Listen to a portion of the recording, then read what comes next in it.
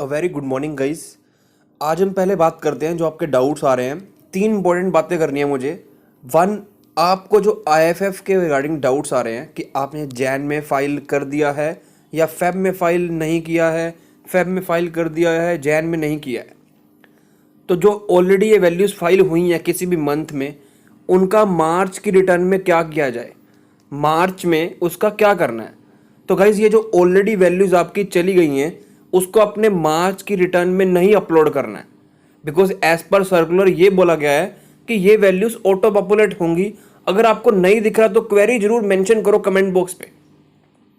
ये आपको दोबारा से जीएसटी 1 ऑफ मार्च में नहीं फिल करना है, बट जो आपकी एचएसएन समरी है या डॉक्यूमेंट सीरीज है, चाहे वो आपने जैन या फेब में ऑलरेडी अपलोड कर दिया है, एचएसएन आपका फिर से 1 में जरूर जाएगा,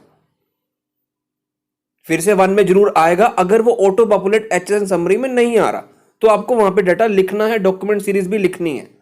ठीक है गाइस, ये डाउट आपका बहुत ज्यादा आ रहा है, आपको इसके नोट करना है।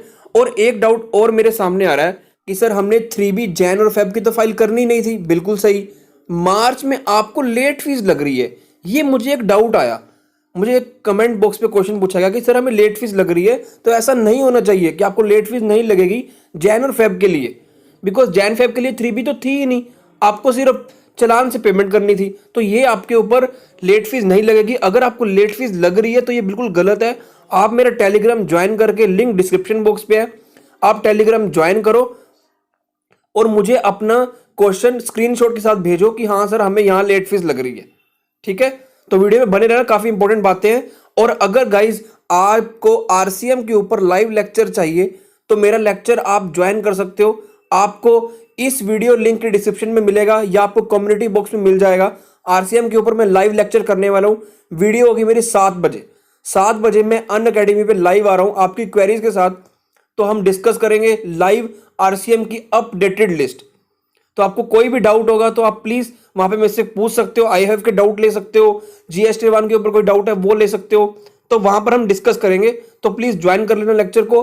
कम्युनिटी बॉक्स पे लग जाएगा, आज 7 बजे आपको लेक्चर मिल जाएगा। आप मेरे टेलीग्राम को ज्वाइन कर लो, वहां पर मैं लिंक शेयर कर दूंगा।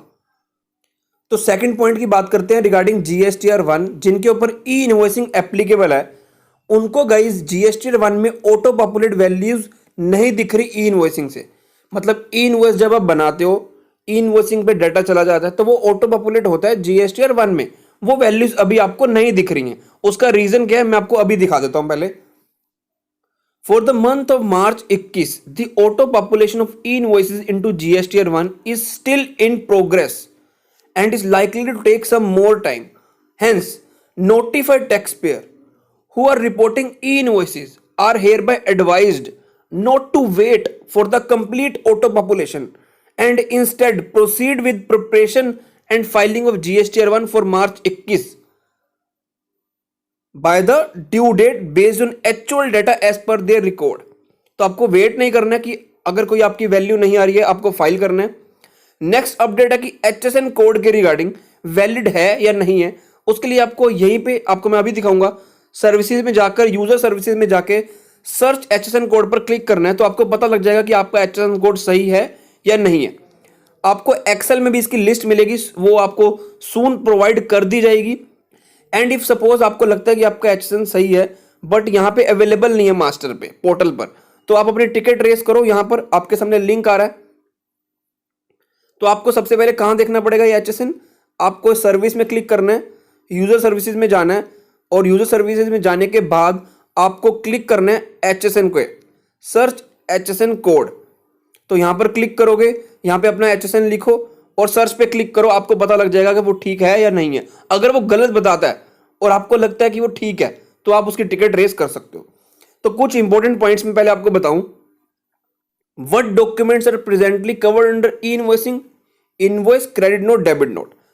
मतलब अगर आप कोई फाइनेंशियल क्रेडिट नोट इशू कर रहे हो या कोई कमर्शियल क्रेडिट नोट इशू कर रहे हो तो उसके लिए आपको ये सब ई इनवॉइसिंग की कोई टेंशन नहीं करनी है।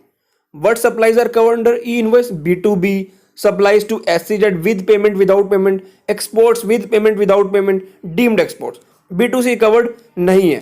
नील रेटेड और होली एग्जाम्ड सप्लाईज के लिए ये हमें नहीं बनाना है। कमर्शियल क्रेडिट नोट या फाइनेंशियल क्रेडिट नोट नहीं कवर्ड है, ओनली एज पर सेक्शन 34 कवर्ड है। ठीक है। Whether e invoicing is applicable for invoices between two different GST and under same PAN, yes. For high sea sales and bonded warehouse sale क्या invoicing applicable होगा? नहीं, because ये neither supply of good है nor supply of service as पर schedule 3। What is the applicability of e-invoice for import transactions? E-invoicing is not applicable for import bill of entries. For which entries e-invoicing is not applicable? SCAD unit, insurers, banking companies, goods transport agency, suppliers of passenger transportation service, और आके आपके सामने है। Our entities aggregate turnover had crossed the prescribed threshold during current financial year, example 2021. From what date I am supposed to start e-invoicing? From 1 अप्रैल 21 तभी से mandatory हो रहा है। अब बात करते हैं 17-18 फाइनेंशियल ईयर के लिए, जब 3 महीने अप्रैल मई जून जीएसटी में नहीं थे, तो उस केस में आपको एग्रीगेट टर्नओवर निकालने के लिए 50 करोड़ की लिमिट देखने के लिए डेट काउंट करनी पड़ेगी 1 जुलाई 17 से till the end of financial year. I hope ये आपको समझ में आ गया होगा। तो अब हम चलते हैं मेन मुद्दे पे, जीएसटी एमनेस्टी स्कीम कब आएगी कब नहीं आएगी। गाइज ये वीडियो जरूर लाइक करना और आगे शेयर करना, बिकॉज काफ़ी सारे लोग ऑलरेडी लेट फीस पे कर चुके हैं और ये बिल्कुल श्योर नहीं है कि वो उनको रिफंड मिलेगा या नहीं मिलेगा। तो प्लीज़ इस वीडियो को लाइक करना और आगे शेयर करना, बिकॉज लेट फीस की एमनेस्टी स्कीम जल्दी आने वाली है। नेक्स्ट काउंसिल मीटिंग में इसका डिसीजन ले लिया जाएगा। According to sources, the amnesty scheme will come again for relief from GST late fees. Actually, the government is in favor of amnesty for relief from late fees and penalty. GST Council Law Committee will soon be assigned the entire case. The decision will be taken in the council meeting only on the basis of the recommendation of the law committee. The decision regarding the amnesty scheme is possible in the upcoming meeting of the council. जिन्होंने already late fee पे कर दी होगी गई उनको refund as always नहीं मिलेगा। तो मैंने पहले बोला था कि आप थोड़ा वेट करो, स्कीम जरूर आएगी अपनी वीडियोस में। तो इसलिए मैं आपको बोलता हूँ चैनल को फॉलो करो, लाइक करो और आगे शेयर करो। ऐसी अपडेट मिलती रहती है और ये अपडेट जल्दी ही आने वाली है। तो वीडियो को लाइक कर दो और आगे शेयर कर दो और टेलीग्राम ज्वाइन कर लो फॉर वीडियो लेक्चर्स। बिकॉज मैं 9C के ऊपर ऑलरेडी वीडियोस बना चुका हूं और मुझे उसके ऊपर काफ़ी अच्छा रिस्पॉन्स आया है। 9 का जो टेबल 8 का डाउट रहता है आपको कि सर वहाँ पे हमें रिको कैसे करनी है, पिछले साल का आईटीसी कैसे लिखना है, इस साल का आईटीसी अगले साल लिखना है, वो हमें किस तरह से लिखे कि हमें नोटिस ना आए। बिकॉज आपको 2 तरह से काम करना पड़ता है कि आपको प्राइमा फेसी नोटिस भी ना आए और असेसमेंट्स भी आपकी हो जाए। तो आपको टेबल एट इस तरीके से फिल करना है कि आपको बिल्कुल नोटिस ना आए। सारे लेक्चर आपको मिल जाएंगे टेलीग्राम में, जाके ज्वाइन कर लो। Thank you. और लेक्चर लिंक ना मिले तो प्लीज टेलीग्राम में मुझे 1-on-1 मैसेज कर दो, मैं आपको रिप्लाई कर दूंगा कि लेक्चर कहाँ पर है, आपको मैं शेयर कर दूंगा। Thank you.